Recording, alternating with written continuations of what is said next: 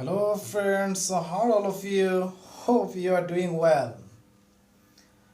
আজকে আসছি narration by স্পিচের এক্সেপশনাল রোলসগুলো নিয়ে আলোচনা করার জন্য। গত লেসন্সগুলোতে নেরেশনের assertive interrogative imperative objective exclamatory নিয়ে কাজ করেছি। আজকে কাজ করব এক্সেপশনাল রোলস নিয়ে। বলে রাখি, learn and enjoy English, learn and improve English দুইটা চ্যানেল রয়েছে। লার্ন অ্যান্ড এনজয় ইংলিশে লেকচার, লার্ন অ্যান্ড ইমপ্রুভ ইংলিশে বাংলায় লেকচার, দুইটাতেই প্রায় সেম কন্টেন্টগুলি রয়েছে। আচ্ছা, আমরা শুরু করি। 1. He said. 2. He said to me. You have done it.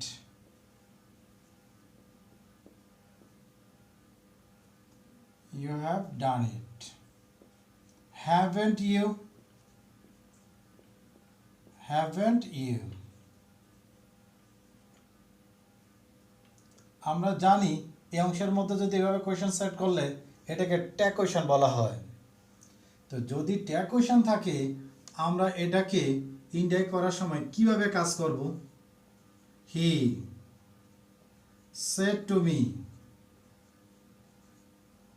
That. General ওয়েতে আমরা কাজ করতে থাকি। আই হ্যাড ডান ইট। ট্যাগের জন্য যা লিখতে হবে, and assumed that tag joining এর জন্য এটা লিখতে হবে, and assume that ইউটাকে ঘোরাতে হবে। আই হ্যাভ এর পাস্ট হ্যাড। এটা হ্যাঁ থাকলে এটা হবে না, এটা না থাকলে এটা হবে হ্যাঁ, এইভাবেই।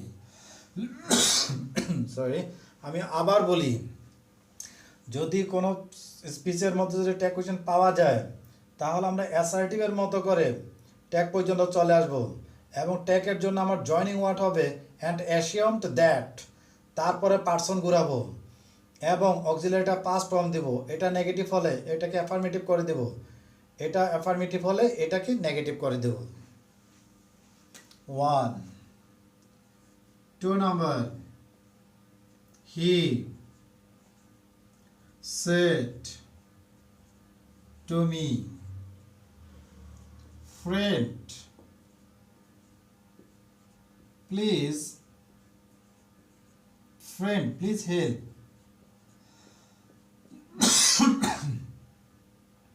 Please help. তো দেখা যাচ্ছে এখানে ফ্রেন্ড হিসাবে অ্যাড্রেস করাচ্ছে।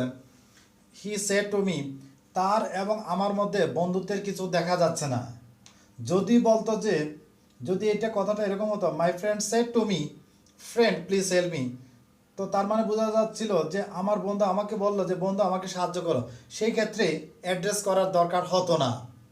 কিন্তু সে আমাকে বললো তার এবং আমার মধ্যে বন্ধুত্বের কিছু বোঝা যাচ্ছে না, তার মানে আমাকে অ্যাড্রেস করতে হবে। মানে কথাটা হচ্ছে এরকমই, যাকে যেটা ডাকার সম্পর্কে, যাকে যেটা ডাকা হয়েছে সম্পর্কের ক্ষেত্রে সেটা যদি ডাকা হয় তাহলে অ্যাড্রেসের দরকার নেই। যাকে যেটা ডাকার নয় বা হচ্ছে অপরিচিত একটা ব্যক্তিকে একটা সম্বোধন করলাম, সেই ক্ষেত্রে অ্যাড্রেস করতে হবে। রাস্তা দিয়ে যাচ্ছি, এক ভদ্রলোক আমাকে বলল যে brother where are you going. হ্যাঁ, ওই লোকটা আমার আসল ভাই না বা প্রকৃত ভাই না, তার মানে হচ্ছে যে, বা সম্পর্কেও আমার ভাই না, তার মানে ওখানে অ্যাড্রেস করতে হবে। কিন্তু যদি বলা যায় my brother said to me brother where are going, যে আমার ভাই আমাকে বললো ভাই কোথায় আছো, এখানে অ্যাড্রেস করার দরকার নেই। টিচার স্টুডেন্টকে বলছে যে son what are you doing, হ্যাঁ এখানে অ্যাড্রেস করব। কিন্তু বাবা সানকে বললো, father said to his son, son what are you doing, এখানে অ্যাড্রেস করার দরকার নেই। যাকে যেটা ডাকার সেটা ডাকলে অ্যাড্রেস করার দরকার নেই, যাকে যেটা ডাকার নয় সেটা ডাকলে অ্যাড্রেস করতে হবে।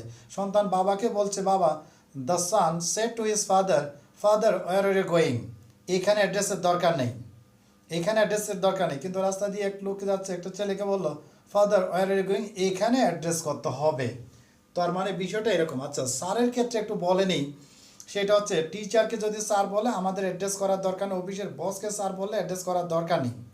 কিন্তু এছাড়া অন্যান্য জায়গাগুলোর মধ্যে হলে আমরা সাধারণত অ্যাড্রেস করব, তাহলে কথাটা ক্লিয়ার হয়। কিন্তু কেউ যদি অ্যাড্রেস না করে রেসপেক্টফুলি বলে তাতে কোনো প্রবলেম নেই, বা উইথ রেসপেক্ট বললেও।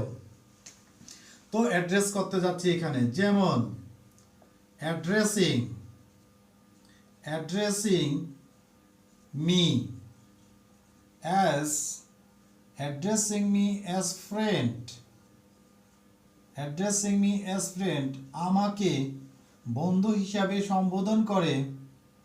He requested he requested to he requested to help he requested to help এভাবেই। he said to me, friend please help me, তার সাথে আমার বন্ধুত্বের কিছু দেখা যাচ্ছে না, সেই জন্য অ্যাড্রেস করেছি। Addressing me as friend he requested general ওয়েতে কাজ করেছি। আচ্ছা, তো এইভাবে কথা। যদি বলে যে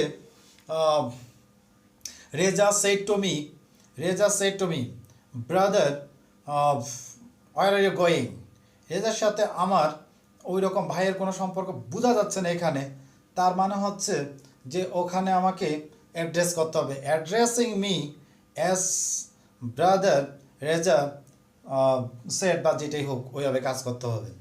রাস্তা দিয়ে যাচ্ছি, এক লোক বলল যে আমাকে বললো যে friend where are you going, তার সাথে আমার বন্ধুত্বের কিছু নেই, তার মানে addressing me as friend he said বা হি রিকোয়েস্টেড, এইভাবে কথাগুলো হবে।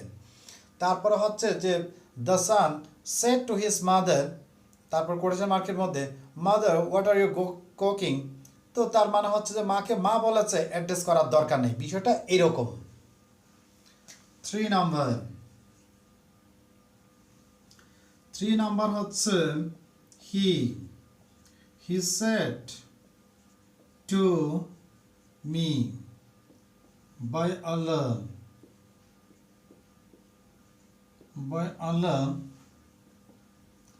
I haven't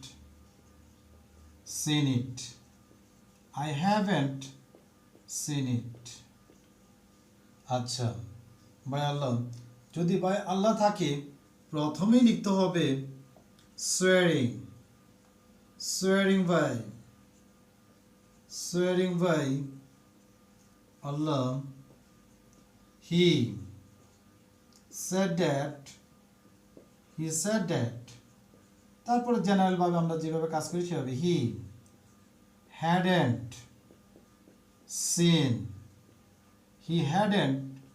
seen it, এইভাবেই। আচ্ছা, তারপর আবার হচ্ছে হি said to me, সে আমাকে বলল, ওয়াইজ জ্ঞানী লোক, জ্ঞানী, তার মানে হবে হি called me wise,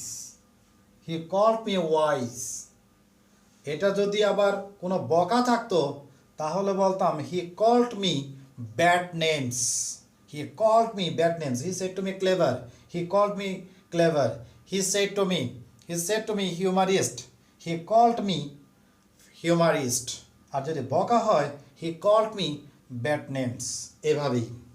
আচ্ছা, 4 নাম্বার গিয়েছে।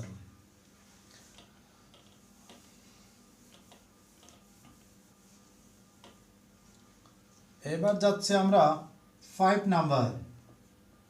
নাম্বার হচ্ছে he said yes I can do it, তার মানে হচ্ছে ইয়েস এর জন্য he replied in the affirmative.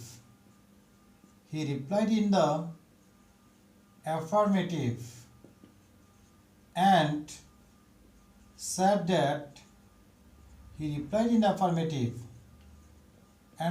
that এই কথাটুকুকে চেঞ্জ করে দিব এখন, হি could do it। আর এটা যদি আচ্ছা আমি দেখাই ওখানে 5 নাম্বারের মধ্যেই আচ্ছা 6 নাম্বার দিয়ে দেখেন he said no I can't do it। He replied in the negative and said that he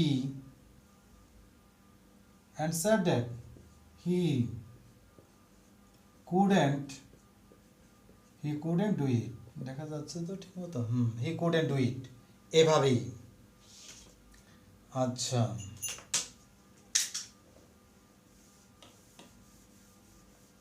এরপরে যাচ্ছি 7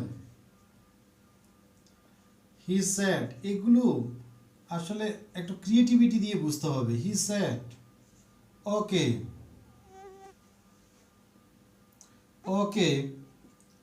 I will help you। এই কথাটা দ্বারা বোঝাচ্ছে যে সে আশ্বস্ত করলো যে সাহায্য করবে।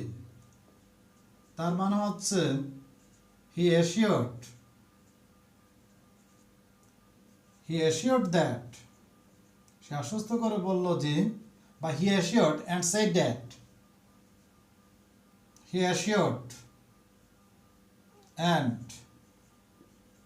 said that he assured that বললে ভুল হতো না he would help বা এখানে যে পার্সনটা থাকতো সেটা আমি ওখানে মি আছে ধরে নিয়ে কাজ করে দিলাম। আচ্ছা এছাড়া he said অথবা the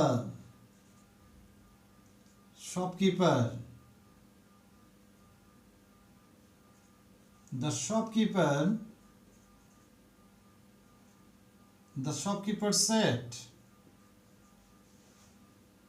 পেন আর বই লাগবে নাকি কলম লাগবে? আচ্ছা তো এটা একটা ইন্টারগেটিভ সেন্টেন্স। এই যে কথাটা কি যদি এক কথায় থাকে তাহলে আমাদের কথাটাকে ক্লিয়ার করে দিতে হবে। দ্য সাবজেক্ট ভার্ব দিয়ে দেখাতে হবে। দ্য শপকিপার asked বা হচ্ছে the shopkeeper shed to me অথবা দ্য শপকিপার আস্কড। এখানে যেহেতু পার্সনটা নেই আমরা ধারণা করতে পারি তাহলে কাস্টমার কি asked the customer if he needed বা wanted pen or book full stop এইভাবেই। আচ্ছা তো এখানে এটা বোঝানোর কারণ কি ছিল এক কথায় যদি উত্তর হয়ে থাকে তাহলে আমাদেরকে সাবজেক্ট ভার্ব দিয়ে সেন্টেন্সটা ওইভাবে নিতে হবে। যেমন যে আমি একজনকে জিজ্ঞাসা করলাম I said to him where are you going. তার মানে এটাকে ঘুরালো হয় I asked him where he was going আর হি সেড টু ঢাকা শুধু টু ঢাকা বলল। তার মানে he replied that he was going to Dhaka. তার মানে এক কথায় যেসব উত্তরগুলো হয় আমাকে দেখতে হবে এটার ইন্টারগেটিভ সেন্টেন্সটার ওখানে সাবজেক্ট ভার্বের অবস্থানটা কি। যেমন I said to him where are you going এটা ঘুরানোর পরে ছিল I asked him where he was going. আচ্ছা আমি এটা দেখাবো এখানে সেন্টেন্সটা ক্লিয়ারলি দেখাচ্ছি। তারপরে আসি 8 নাম্বার ছিল যাচ্ছে 9 নাম্বার। 9 নাম্বারে যে কথাটা বললাম এখন I said to him where are you where are you going?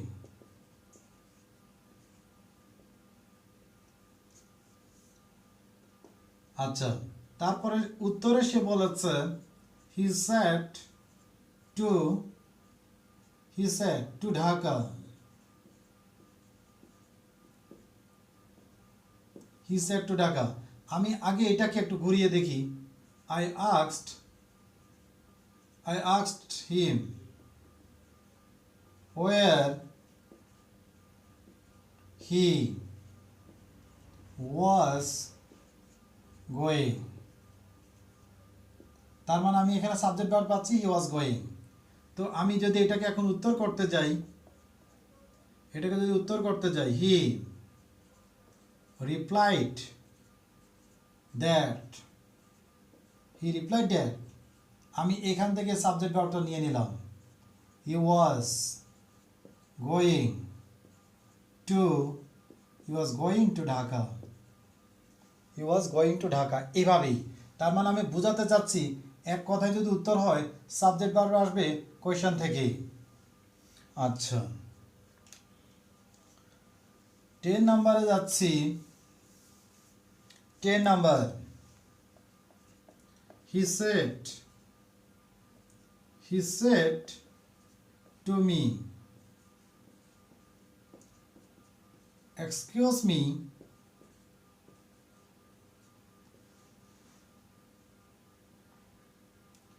please help।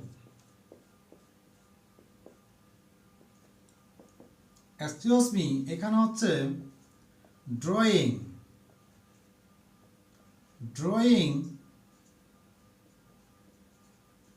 attention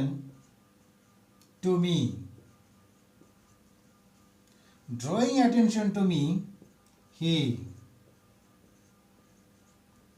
requested to help। এইভাবেই মূলত কথাগুলোকে বুঝতে হবে। এই কথা দ্বারা আসলে কি বোঝাচ্ছে? এক্সকিউজ মি মানে এখানে আসলে মনোযোগ আকর্ষণ করাচ্ছে। আবার যদি এরকম বলি he said to me, hello, how are you?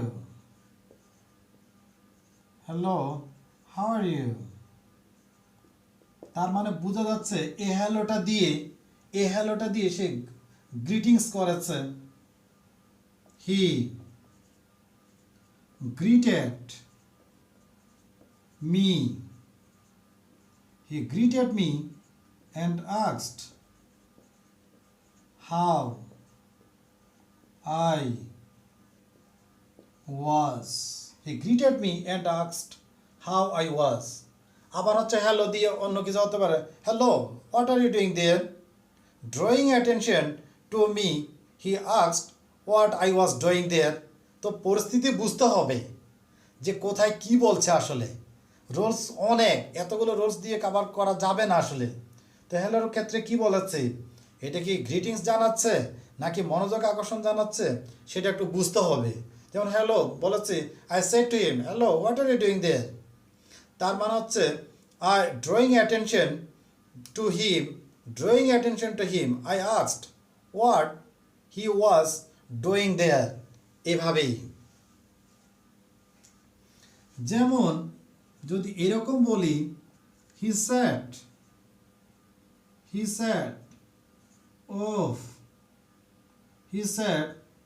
O please help.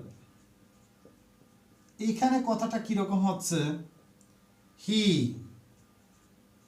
Emotion দিয়েছে, he emotionally requested to help. এইভাবে কথাগুলোকে আমাদের একটু স্টেপ বাই স্টেপ বুঝতে হবে যে কোন শব্দটা দিয়ে আসলে কি বোঝাচ্ছে। যদি আমরা এইভাবে একটু আমাদের মতো করে চিন্তা করি তাহলে তেমন একটা প্রবলেম হবে না। গ্রামারের মধ্যে এখানে অনেক রুলস রয়েছে, এগুলো এইভাবে বলে আসলে শেষ করা যাবে না। আচ্ছা 12 নাম্বার ছিল, 13 নাম্বারে আসি। হি said to me I went there, present থাকলে তো I went there and bought, I went there, আচ্ছা আমি একটা অন্য রকমের I went there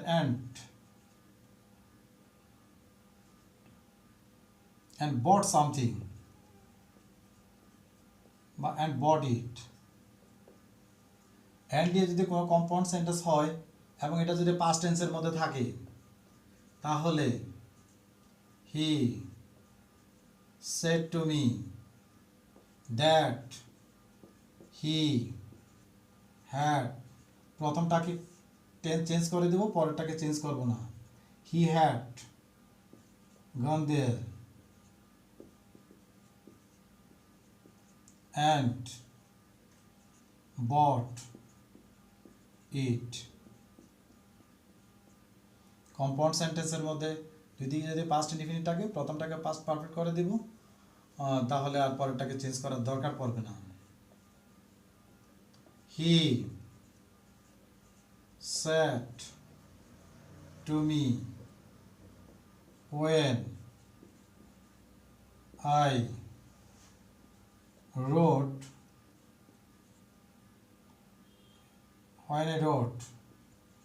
you went out, when I wrote you went out, he said to me that, তো এটা past indefinite আছে, ঘোরানোর দরকার নেই, ঘোরালে আরো খারাপ দেখা যাবে। when he wrote I went out, এইভাবে কাজগুলো আমরা যতই গ্রামার করি না কেন তারপরে আমাদের ল্যাঙ্গুয়েজের অবস্থাটা, ইংলিশের অবস্থাটা একটু দেখতে হবে যে আসলে কোন দিকে যাচ্ছে সেন্টেন্সটা। 15 number, he said well you can do it, he said to me well you can do it, এটা দিয়ে আজকে শেষ করব। তো এখানে ওয়েল বলতে কি বোঝাচ্ছে? এখানে বললো যে বা he said to me well, হয়তো আমি বলাচ্ছি I would like to learn English, that's why I am following the rules of English grammar. তো সে বললো যে ওয়েল, বেশ ঠিক আছে। এটা এমন না যে I said to him how are you আর হি সেড ওয়েল, কথাটা এরকম না। আমি যদি এরকম বলতাম I said to him how are you, I asked him how he was, আর সে যে বললো ওয়েল, হি সেড ওয়েল, এটার উত্তর আসতো he replied that he was well. কিন্তু এটা তো আর সেই ওয়েল না, এটা হচ্ছে একটা স্যাটিসফ্যাকশন বোঝাচ্ছে। সে বলে হ্যাঁ ঠিক আছে তুমি করতে পারো। তার মানে এই ওয়েলের জন্য আমি লিখব in a note of satisfaction, in a note of satisfaction he said, in a note of satisfaction he said that I could do it. অনেকগুলো রোলস বলে ফেলেছি, 15 নাম্বার পর্যন্ত গিয়েছে, প্রায় 25 মিনিটস এইখানেও। তো এই পথ ধরেই আমরা চলতে পারবো। এছাড়াও প্রত্যেকটা গ্রামারের মধ্যে একটু ক্রিয়েটিভিটি অ্যাপ্লাই করতে হবে। যেমন ন্যারেশনের কাজ কি, ন্যারেশনের টার্গেট কি? ন্যারেশনের টার্গেট হচ্ছে ওদের দুইজনের মধ্যে যে কথা হয়েছে সেটাই আমি থার্ড পার্সন হিসাবে যে বর্ণনা করে দিচ্ছি ওখানে। ওই দুইজনের মধ্যে যে কথা হয়েছে সেটা আমি বর্ণনা করে দিচ্ছি। যেমন যদি বলে যে হি সেড টু মি ব্রেভো, তার মানে হচ্ছে কি কথাটা হচ্ছে হি অ্যাপ্রিসিয়েটেড মি, যে এই কথাটা দিয়ে সে আসলে কি বুঝিয়েছে সেটাই ক্লিয়ার করে দিলাম। তো আমরা যদি এভাবে চিন্তা করি তাহলে তেমন একটা প্রবলেম হবে না। এখানে এত রোলসগুলো দেখিয়ে আসলে ওইভাবে 100% কাভার দেওয়া যাবে না, বা আমিও যে বুঝাচ্ছি সব রোলসগুলো আমিও দেখিনি। একটু ক্রিয়েটিভিটি অ্যাপ্লাই করতে হবে, কারণ টার্গেট কি? টার্গেট হচ্ছে ওদের দুইজনের মধ্যে যে কথা হচ্ছে ওইটা আমি বর্ণনা করে দিচ্ছি, ওই কথাটাই যেন আমার কথার মধ্য দিয়ে আসে। তো থ্যাংক ইউ ভেরি মাচ। আগামীতে আরও অন্য লেসন নিয়ে আসবো, ততক্ষণ পর্যন্ত বাই বাই।